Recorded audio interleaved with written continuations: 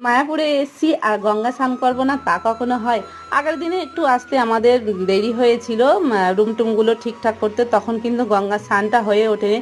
আর আমার ছেলে এসে প্রচণ্ড বায়না করছে গঙ্গায় স্নান করবো, যেখান থেকে এসে সেখান থেকেই বায়না করে যাচ্ছে। তো দিনের দিনে হলো না, পরের দিনে ভোরবেলা উঠে এমনি বাথরুমে স্নান করে নিয়েছিলাম মঙ্গল আরতি দেখার জন্যে। আর বেলাতে আবার চলে আসলাম, মানে এখন বাজে 11টা। তো 11টার সময় চলে এসেছি, আর এখানে মায়াপুরের মন্দিরটাও দেখা যাচ্ছে। আর প্রচুর ভক্ত কিন্তু এখানে স্নান করে উঠে সব মানে জামা কাপড় সব ছাড়ছে। আর খুব মজা লাগছে, গঙ্গায় স্নান করতে আসলে এতটাই আনন্দ লাগে। আর গঙ্গার জল ছেড়ে কিন্তু উঠতে আসতে ইচ্ছা করে না। আর আমার ছেলে মেয়ে তো ভীষণ আনন্দ করছে, কিন্তু ভয়ও লাগে কারণ ওরা কিন্তু সাঁতার জানে না।